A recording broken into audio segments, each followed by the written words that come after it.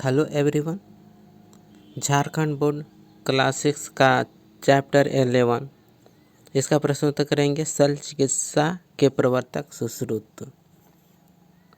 पहला क्वेश्चन है, लेखक ने वाराणसी का क्या महत्व बताया है?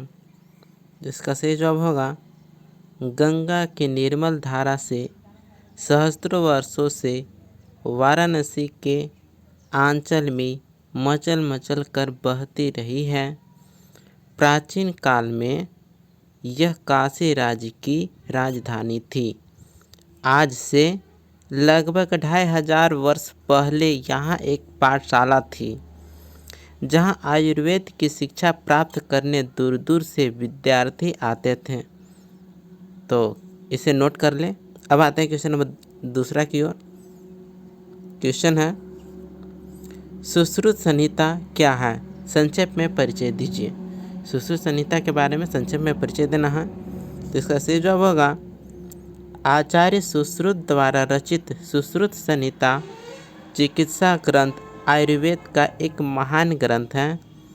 इसमें शल्य चिकित्सा की अनेक विलक्षण विधियों, यंत्रों और उपकरणों की व्यापक जानकारी दी गई है। इसमें कुल मिलाकर 120 अध्याय हैं और इन्हें 6 भागों में बांटा गया है। श्रुत स्थान, निदान स्थान, शरीर स्थान, चिकित्सा स्थान, कल्प स्थान और उत्तर स्थान। इस प्रकार से सुश्रुत संहिता के बारे में बता दिया गया है। आप इसे नोट करके लिख लें। अब आते हैं क्वेश्चन नंबर तीसरा की ओर। क्वेश्चन तीसरा है, सुश्रुत के आयुर्वेद पाठशाला में विद्यार्थी दूर दूर से शल्य चिकित्सा का ज्ञान प्राप्त करने आते थे। किस प्रकार के विद्यार्थियों को यहाँ प्रवेश मिलता था? तो इसका सही जवाब होगा, सुश्रुत के आयुर्वेद पाठशाला में विद्यार्थी दूर दूर से शल्य चिकित्सा का ज्ञान प्राप्त करने आते थे। इस पवित्र मंदिर के द्वार केवल उनके लिए खुले थे जिनका मन मानव सेवा और प्रेम से ओतप्रोत होता था, जिनमें साधना और कठोर परिश्रम करने की लगन होती थी। इस प्रकार से क्वेश्चन नंबर तीसरा का उत्तर समाप्त हुआ। अब आते हैं क्वेश्चन नंबर 4 की ओर। प्रश्न है, सुश्रुत द्वारा टाँके लगाने के लिए किस किस प्रकार के धागे प्रयुक्त किए जाते थे? तो इसका सही जवाब होगा, सुश्रुत द्वारा टाँके लगाने के लिए रेशम की डोर, सूत से बनाए धागे, चमड़े से तैयार किए गए धागे तथा घोड़ों के बालों से बनाए गए धागे प्रयुक्त किए जाते थे। इस प्रकार से चौथा उत्तर हो गया है। अब आते हैं क्वेश्चन की ओर।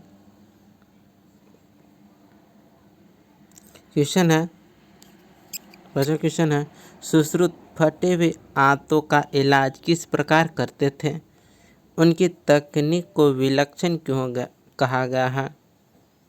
तो इसका सही जवाब होगा, सुश्रुत फटे हुए आंतों को उनके 2 किनारों को साथ मिलाकर उस पर चींटे छोड़ दिए जाते थे। वे चींटे अपने दांतों से उस पर चिपक जाते, जिससे फटे हुए आंत के 2 किनारे आपस में सील से जाते। अब चींटी का शेष भाग काट कर अलग कर दिया जाता और उदर के बाहरी ऊतकों और त्वचा पर टाँके कस दिए जाते। कुछ ही दिनों में आंत का घाव भर जाता। इस प्रकार से फटे हुए आंत का इलाज करते हैं। इस तकनीक को विलक्षण इसलिए कहा गया है कि विश्व भर में सबसे पहले विकसित इस तकनीक में आंत का घाव भरने के बाद शरीर को दोबारा खोलने की आवश्यकता नहीं थी। इस प्रकार विलक्षण कहा गया है। कृपया आप नोट कर लें। अब आते हैं क्वेश्चन नंबर 6 की ओर। शल्य क्रिया का प्रारंभिक प्रशिक्षण देने के लिए किन किन वस्तुओं का उपयोग किया जाता था? तो इसका सही जवाब होगा, शल्य क्रिया का प्रारंभिक प्रशिक्षण देने के लिए गुरु अपने शिष्यों को कंदमूल, फल फूल, पेड़ पौधों की लताओं पानी से भरी मस को चिकनी मिट्टी के ढांचों और मलमल से बने मानव पुतलों पर दिनों दिन अभ्यास करवाते। इस प्रकार से प्रारंभिक प्रशिक्षण होता था। यदि आप इस चैनल को सब्सक्राइब नहीं किए हैं तो सब्सक्राइब कर लें और बेल आइकन को भी प्रेस कर दें और ज़्यादा से ज़्यादा तक लोगों को शेयर करें ताकि सभी लोग नोट अच्छे से बना लें। अब आते हैं क्वेश्चन नंबर 7 की ओर। 7वां प्रश्न है, सुश्रुत महान शल्य चिकित्सक तो थे ही, श्रेष्ठ गुरु भी थे, कैसे? तो इसका सही जवाब होगा, सुश्रुत महान शल्य चिकित्सक तो थे ही, श्रेष्ठ गुरु भी थे। शल्य कला का प्रारंभिक प्रशिक्षण विभिन्न निर्जीव वस्तुओं पर शुरू होता था। दूसरा चरण में किसी कुशल शल्य चिकित्सक की देखरेख में रखकर शल्य क्रियाएं देखता और सीखता जाता था। इस प्रकार परिपक्व होकर गुरु की देखरेख में स्वयं ऑपरेशन करने की अनुमति दी जाती थी। शिष्य को पूर्ण प्रशिक्षण और अनुभव मिलने के कारण सुश्रुत श्रेष्ठ गुरु भी थे। तो 7वां प्रश्न का उत्तर भी हो गया। अब आते हैं क्वेश्चन नंबर 8 की ओर। क्वेश्चन है, किस काल को भारतीय चिकित्सा विज्ञान का स्वर्णिम युग माना गया है और क्यों? तो इसका सही जवाब होगा, ईसा से 600 वर्ष पूर्व और 1000 ईस्वी तक का समय भारतीय चिकित्सा विज्ञान के लिए स्वर्णिम युग था। आत्रेय, जीवक, चरक और वाग्भट जैसे बहुत से यशस्वी चिकित्सा शास्त्रियों ने भारत की पावन भूमि पर जन्म लिया। काशी के साथ साथ नालंदा और तक्षशिला के प्राचीन विश्वविद्यालय भी सैकड़ों वर्षों तक उच्च कोटि की शिक्षा के लिए विश्वविख्यात रहे। यहाँ दूर दूर से शिक्षार्थी आते और चिकित्सा विज्ञान में निपुण होकर मानव कल्याण की प्रतिज्ञा लेते।